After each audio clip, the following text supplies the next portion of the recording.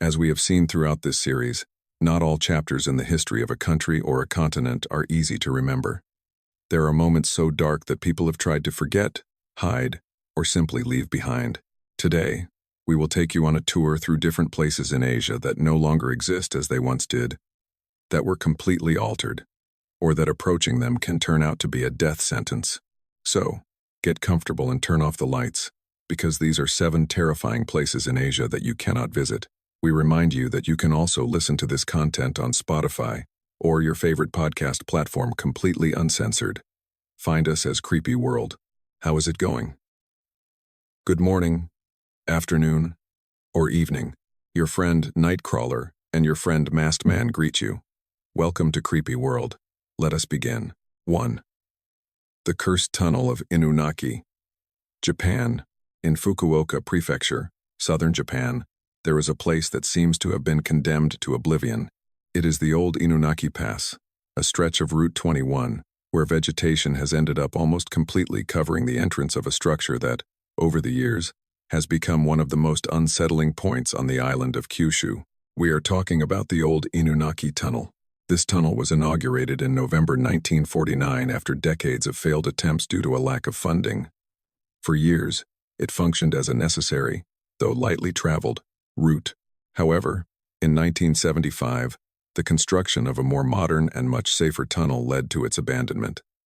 From that moment on, the place became a kind of clandestine dump and a magnet for vandalism. For years it was nothing more than that, but on the 7th of December 1988, something happened that forever changed people's perception of this place. That night, a 20-year-old factory worker named Mark arrived at a traffic light. While waiting for the light to change, 5 teenagers between the ages of 16 and 19 surrounded him with the intention of stealing his car. Mark resisted and was subsequently attacked and kidnapped.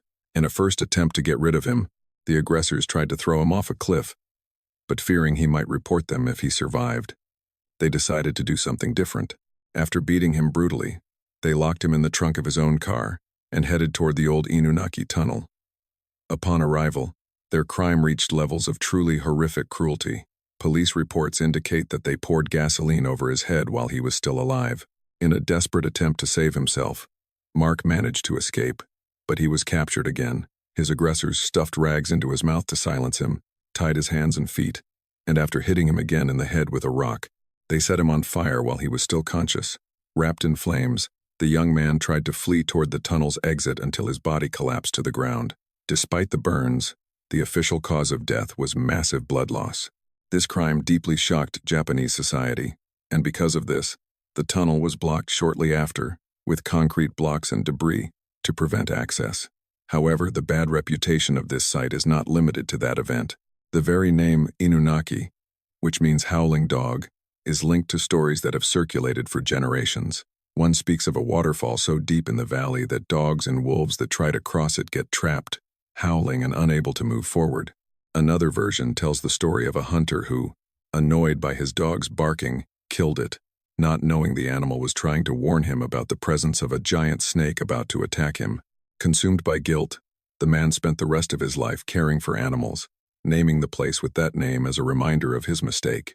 Over time, that history of crimes and legends transformed the site into a recurring point for something called kimo-ameshi, a Japanese practice that consists of testing one's courage by visiting sites considered cursed or haunted. Those who have managed to reach the concrete blocks that seal the tunnel describe unsettling experiences. They say the temperature drops even in midsummer, car engines fail without explanation, and electronic devices stop working suddenly. Some even claim to have seen dark figures moving through the vegetation. Over time, these experiences have fueled the belief that Mark's spirit still remains in the place, and that his laments are confused with the sounds of the mountain. But the tunnel is not the end of this tour, because beyond the sealed walls, the vegetation hides another legend, the Inunaki village. It is said that this is a hidden village at whose entrance there is a handwritten sign with the following warning. The Constitution of Japan does not apply beyond this point. According to the tales, those who manage to enter the place find a hostile community that rejects any contact with the outside world and uses violence to protect its isolation. It is said that in the 1970s, a couple who suffered a mechanical breakdown in their car ended up wandering into the forest, and according to the story, both reached the village where they were murdered, by a man who used a sickle as a weapon.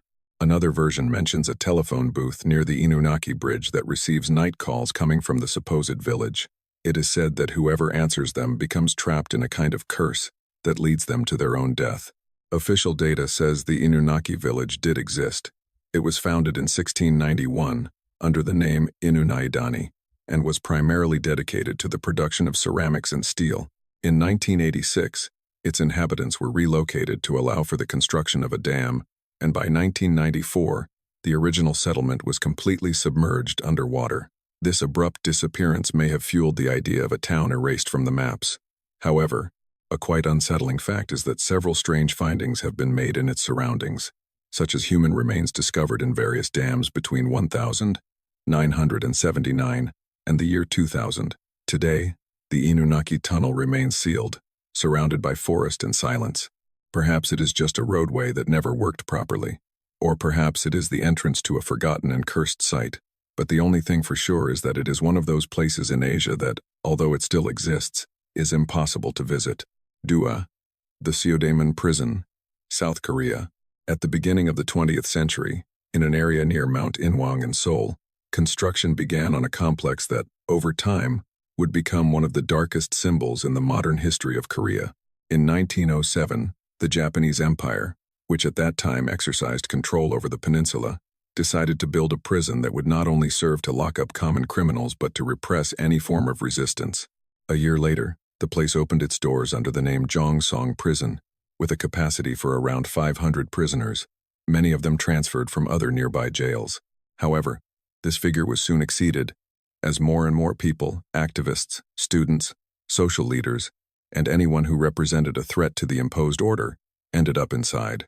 After the March 1st movement of 1919, one of the greatest demonstrations for the independence of Korea, the number of detainees increased drastically, and the prison came to house thousands of people at the same time, reaching figures close to 3,000 prisoners. Throughout the years, the complex changed its name on several occasions, but its function never really changed. Beyond what it was officially called, the place operated as a system of constant surveillance and punishment, a space where the authorities sought not only to imprison but to break those they considered enemies. Inside the complex, there were interrogation rooms strategically designed next to torture chambers. It was not a coincidence. The intention was for those being interrogated to hear the screams of other prisoners while being subjected to torture, thus generating an atmosphere of constant pressure even before any questioning began. The methods used, as expected, were brutal and in many cases fatal. Some prisoners were hung upside down while water was poured down their nose or mouth, causing a sensation of suffocation that could end in death. Others were locked inside boxes with nails inside, which were then shaken violently, while cases of people being repeatedly submerged in water until they lost consciousness were also documented.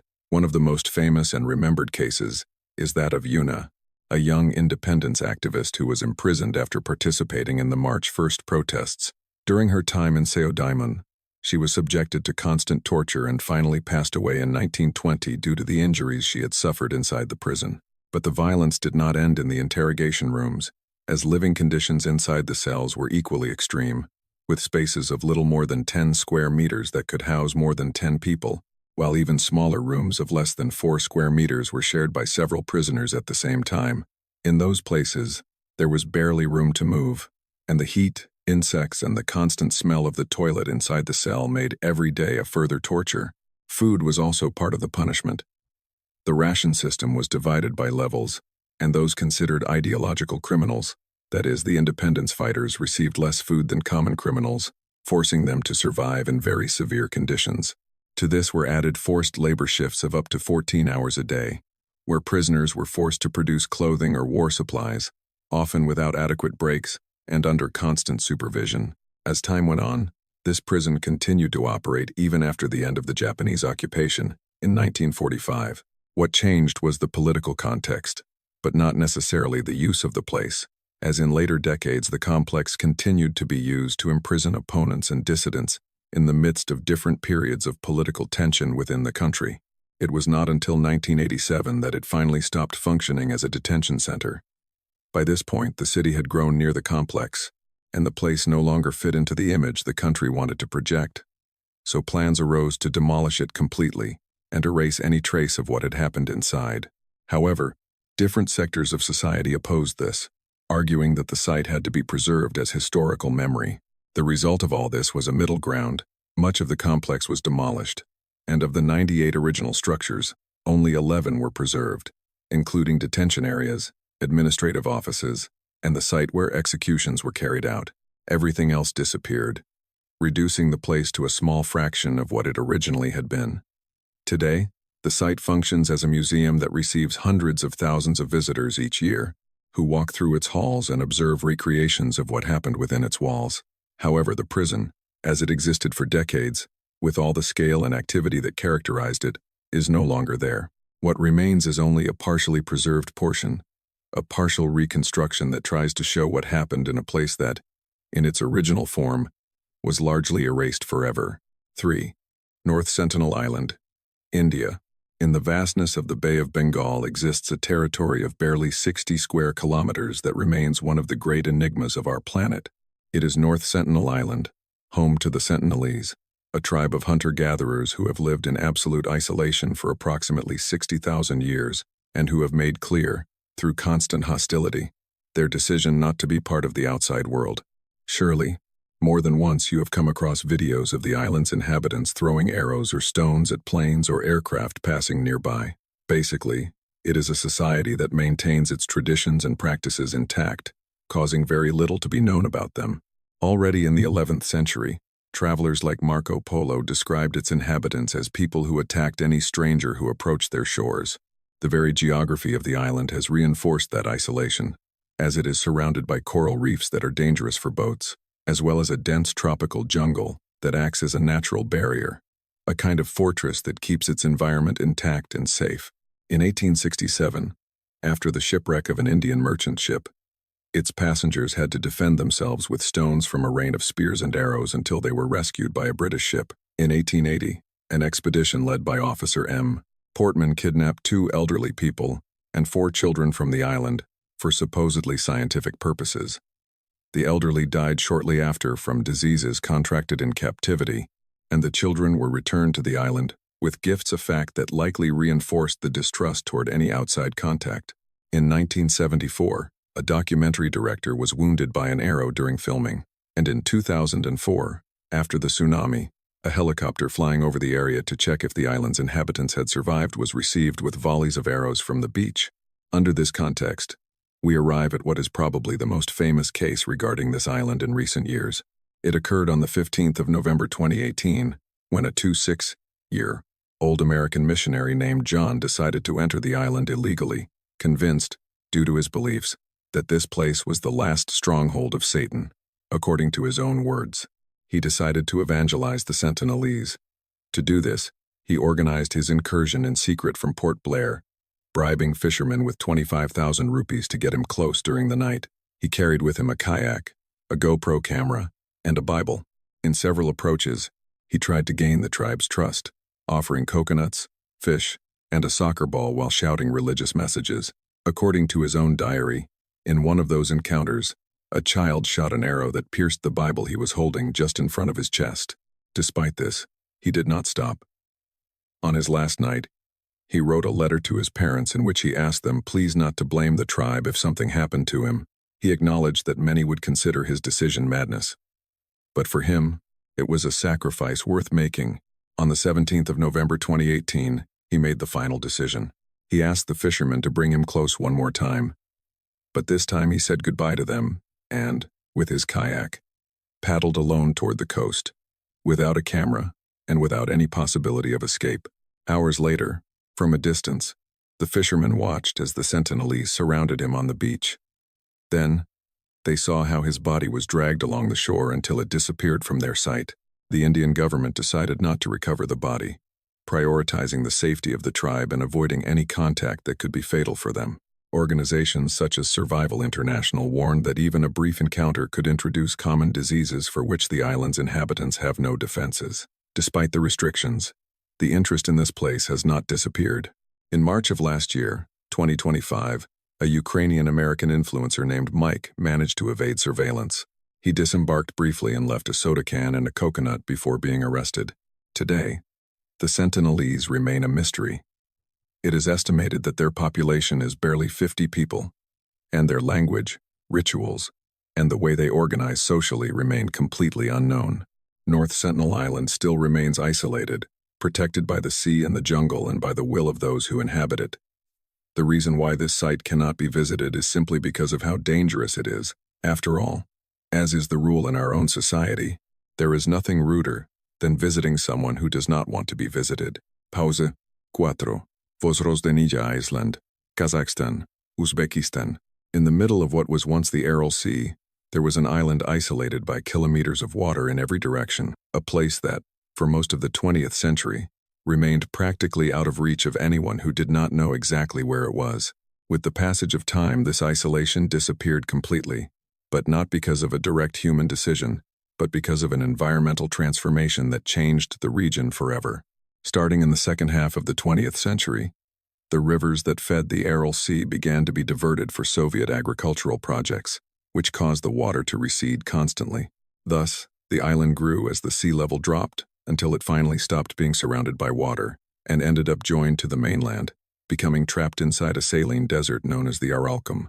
Today, that place is no longer an island but an expanse of arid land covered in dust, salt, and the remains of an ecosystem that almost completely disappeared. However, what turned Vozrozhdeniya into one of the most unsettling places on the planet was not this geographical change, but what was happening there for several decades. Since the 1930s, the Soviet Union began looking for a site suitable for developing and testing biological weapons, a place isolated enough to experiment with highly dangerous agents without an immediate risk to the population. This island met all those requirements. It was far from the borders, had a dry and hot climate, and its location in the middle of the sea made it a natural barrier, difficult to cross. Finally, in 1948, a secret laboratory was established on the island, which over time would expand to become Aralsk 7, one of the main centers of the Soviet biological warfare program. Around it, a small city called Kantubek was developed, where scientists, soldiers, and their families lived. At its most active point, it reached close to 100 people and had schools, shops, sports facilities, an airfield with an unusual design, and everything necessary to sustain a community completely isolated from the rest of the world. And so, for decades, they worked in that place with some of the most dangerous pathogens known, including anthrax, smallpox, plague, and tularemia. It was not just laboratory research, but outdoor tests where these agents were released to observe their behavior in real conditions. Thousands of animals were used in these experiments, and the project was part of a much broader program that involved dozens of facilities and thousands of people within the Soviet Union, focused on perfecting the production and use of biological weapons on a large scale. In 1971, one of the most serious incidents associated with this place occurred when a research ship sailing near the island accidentally crossed a cloud generated during a test with smallpox. Shortly after, one of the crew members fell ill despite having been vaccinated previously. Upon returning to land, the contagion spread to other people, and in a matter of weeks, 10 confirmed cases were registered, of which 3 ended in death. The response to this was immediate and massive, with vaccination campaigns that reached approximately 50,000 people, strict quarantines, and control measures that managed to prevent the outbreak from spreading further. Throughout the years, other events difficult to explain also occurred and were reported, such as the appearance of dead fishermen in their boats, supposedly infected with the plague, or the sudden death of thousands of animals in nearby areas. Although not all these cases were conclusively confirmed, they did contribute to consolidating the place's reputation as something more than a simple research center. Toward the end of the 1980s, amidst international pressure and the weakening of the Soviet system, the decision was made to get rid of part of the accumulated biological material. Large quantities of anthrax produced in other facilities were transferred to this island and buried in makeshift pits. It is estimated that between 100 and 200 tons of this material were deposited in the ground, in many cases with hasty and insufficient decontamination methods in an attempt to eliminate any evidence of this program. In 1991, when the Soviet Union collapsed, the project was abandoned almost immediately. By the following year, the facilities were evacuated in a matter of days, and the inhabitants of Kantubek left their belongings behind. The laboratories were left just as they were, and much of the material used in the experiments remained in the place. For almost 10 years, the area remained completely unprotected, and some people tried to enter to loot what they could find, removing materials without being clear about the type of residues they were being exposed to. As a response to this, in the early 2000s, international teams began carrying out operations to neutralize part of the biological remains buried on the island, including tons of anthrax. However, the real extent of the contamination has never been completely clear, which is why some reports claim the site was successfully cleaned, but others note that dangerous remains could still exist in the soil, the result of decades of outdoor testing and burials carried out without proper protocols. Today, what remains of Vozrozhdeniya is a landscape completely different from the one that existed when the project was in operation. Where there was water, there is now a desert. Where there was an active city, there are now only ruins. And where for years agents designed to survive and spread were manipulated, silence dominates a terrain that remains, in many ways, an uncertain place. Because even though the island ceased to exist as such, and much of the facilities were destroyed or abandoned, what happened in that place has not completely disappeared. In a place where they worked with organisms capable of resisting extreme conditions for long periods of time, the possibility that something has remained under the surface is a doubt that, even today, has not been completely resolved. 5. The Island of Death, Nazino, Soviet Union. In Siberia, just where the Ob River meets the Nazino River, there exists a place that official maps of the Soviet era tried to erase for decades, a place known by names that are simply chilling, the Island of Death or the Island of Cannibals. The history of this terrifying site begins in May 1933, when this sandbank and mudflat became the setting for an experiment that led to one of the most somber and brutal episodes in modern history. Everything began with a plan of mass resettlement pushed by Genrik Yagoda and Matvey Berman, chiefs of the secret police and the labor camp system, who proposed to Joseph Stalin the ambitious idea of moving up to 2 million people to the virgin regions of Siberia and Kazakhstan. The objective was for these people, classified under the ambiguous term of socially harmful elements, to colonize inhospitable lands and become self-sufficient in a couple of years. However, the context of the era was marked by a devastating famine and state paranoia that sought to clean large cities like Moscow and Leningrad of what they considered useless people, common criminals, or simply citizens who did not fit their ideologies. It was then that in December 1932, a system was introduced in which the population had to process internal passports, and those who failed to obtain one were arrested and deported in a matter of days. Records of the time show cases like that of a man named Novosilip, an award-winning driver who went out to buy tobacco while his wife was getting dressed to go to the cinema, and he never returned, or elderly women like Mrs. Guseva, who traveled to the city to buy a suit for her husband and was detained despite showing her documents. Nearly 6,700 people were crammed into cargo wagons without ventilation, without seats, or sanitary facilities, starting a journey of thousands of kilometers toward the city of Tomsk. During the trip, prisoners received barely 300 grams of bread a day, which pushed the criminals present in the convoy to beat and rob the belongings and rations of the weakest. Upon reaching the Tomsk transit camp, the authorities, unable to handle the situation, opted to send the new arrivals to the most isolated areas. It was thus that on the 14th of May, 1933, 4 barges originally designed to transport wood were loaded with more than 5,000 prisoners. During the transfer by river, the deportees remained under the decks, feeding on minimal rations, while the guards, young recruits without experience or adequate uniforms, watched them. On May 18, the barges stopped in front of Nazino Island, a swampy terrain barely 3 kilometers long by 500 meters wide. Upon disembarking, more than a third of the deportees were so weak they could not stand, and 27 of them had already died during the journey. The place lacked any kind of infrastructure. There were no roofs for shelter, nor tools to work. Neither were there medical supplies. The authorities only deposited 20 tons of flour on the shore, but they did not provide utensils to cook or means to process it. That first night, a snowstorm fell upon the island, and by the next morning, the cold and weakness had already claimed the lives of another 295 people, whose bodies were buried in makeshift pits to prevent the river water from taking them. The desperation for food exploded immediately. When the guards tried to distribute the flour, fights so violent were produced that the custodians opened fire against the crowd. Finally, it was decided to deliver the flour through brigade leaders, who were mostly criminals who abused their power. stealing the portions of their companions to use them as currency or simply to watch them die. Without ovens or containers, the prisoners began to mix the flour directly with the contaminated river water in their hats or coats, ingesting a raw paste that quickly triggered massive outbreaks of dysentery and typhus. The environment became a death trap, surrounded by icy waters and impenetrable forests, where any attempt to flee was punished with immediate death at the hands of the guards, who hunted the fugitives as if they were animals, leaving the survivors trapped in a cycle of human degradation that was barely starting. As the days passed, the situation did nothing but worsen, turning into one of the darkest chronicles of the 20th century. By May 21, just 3 days after the landing, the health officers already counted 70 new deaths and recorded the first 5 cases of cannibalism. The desperation for hunger, heightened by the lack of any other sustenance that was not raw flour, led the prisoners to unheard-of levels of violence. Some versions point out that the criminals present on the island had quickly taken control of the groups and began to hunt the weakest to feed on their remains.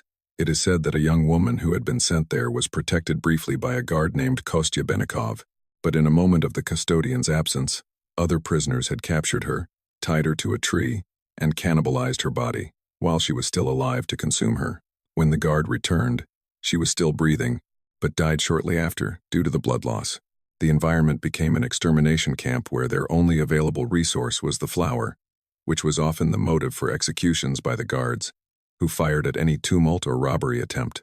Faced with the impossibility of surviving on solid ground, hundreds of deportees tried to build rudimentary rafts to cross the Ob River, but most of these boats sank in the icy currents, leaving behind a trail of corpses that appeared days later on the island's shores.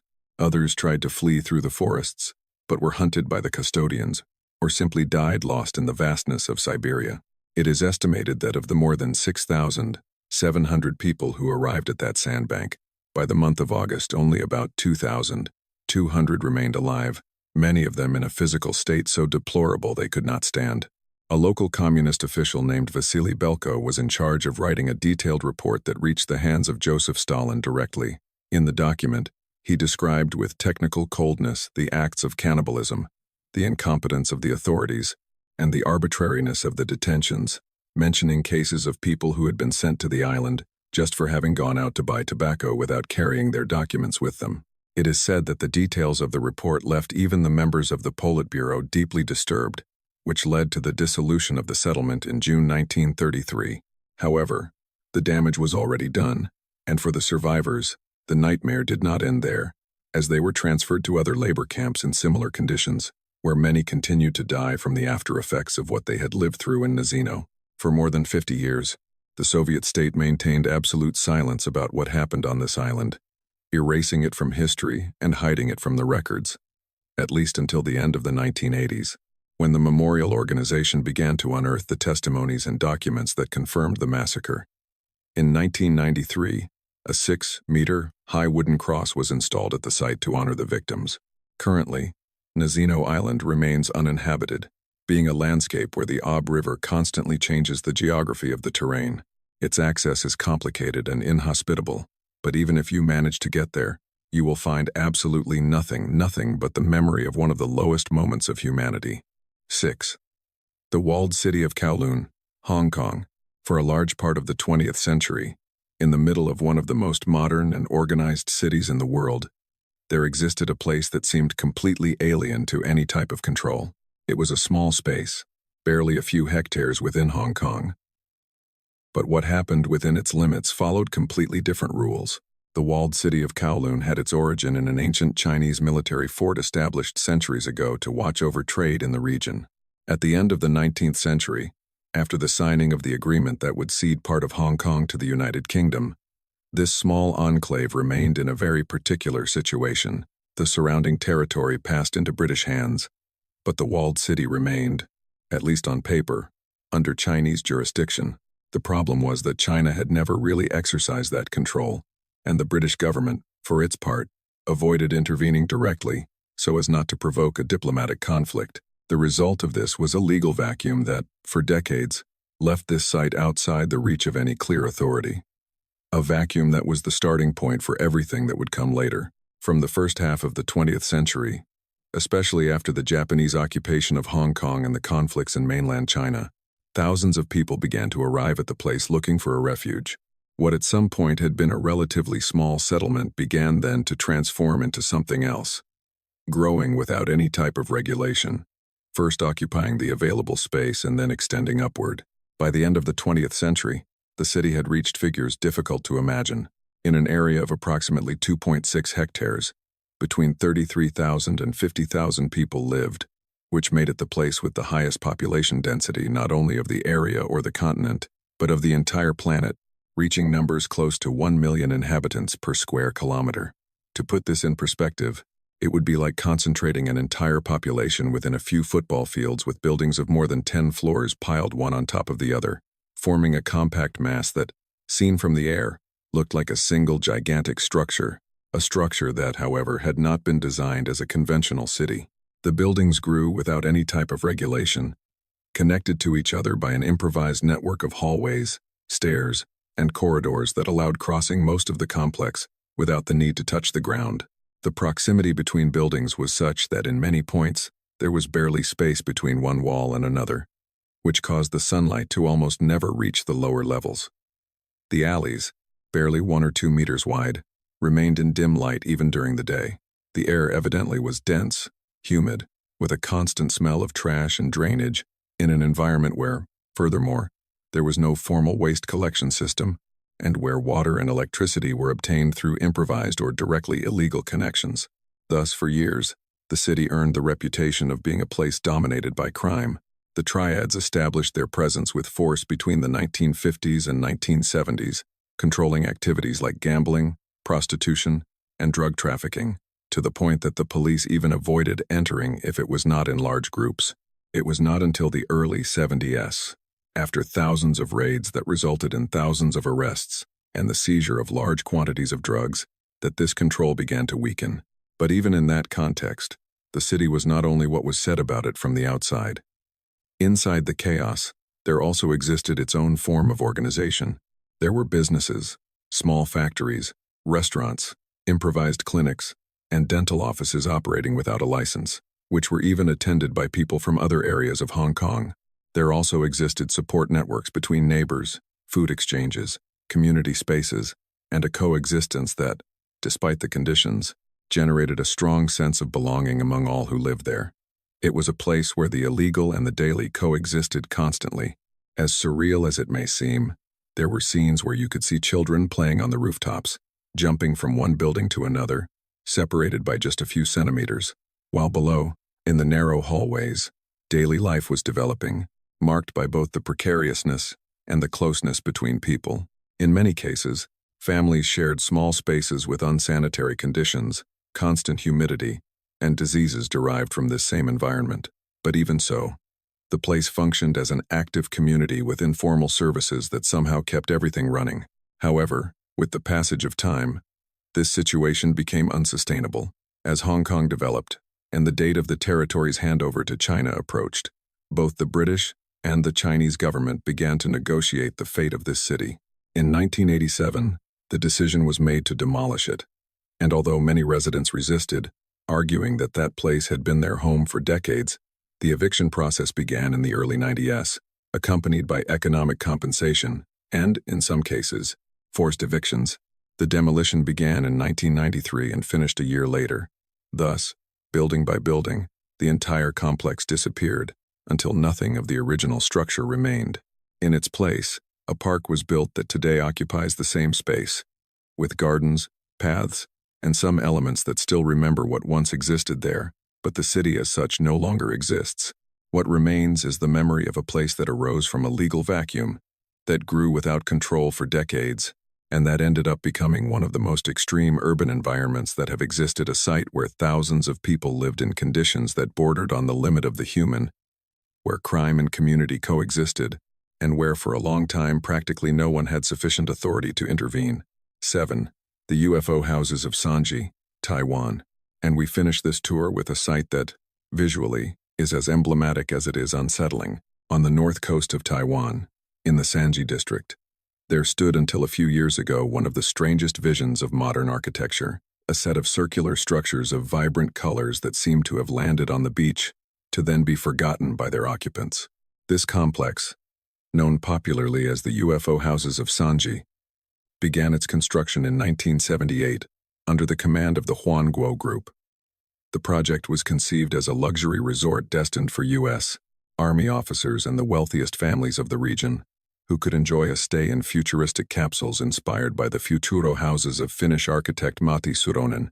The homes, manufactured with fiberglass and plastic, promised an out-of-this-world lifestyle, but the initial optimism was soon buried by tragedy. As the works progressed, the site began to be the setting of incidents that marked its history forever.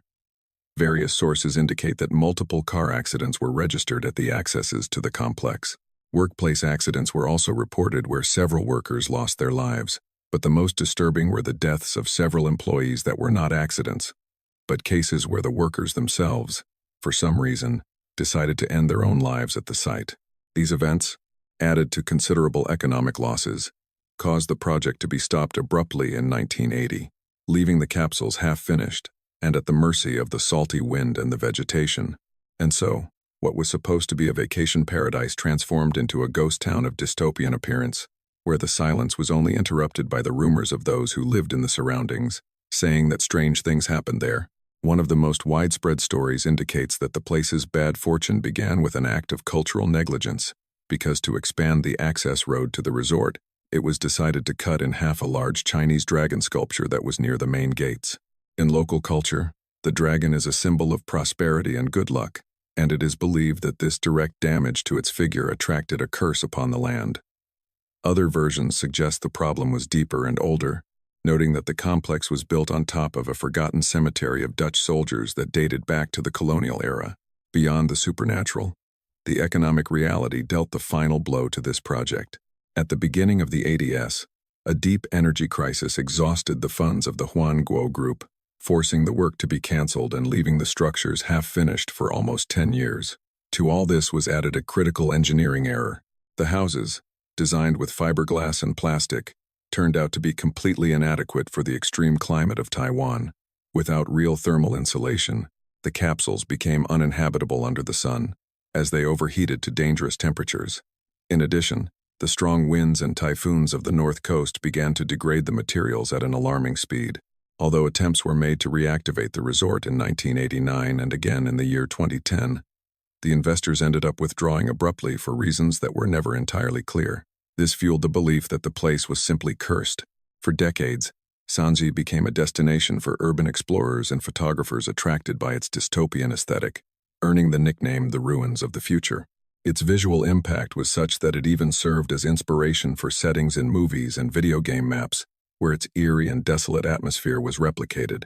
Finally, the local government ordered the total demolition of the complex in 2010 to make way for a new project for a water park and modern hotels.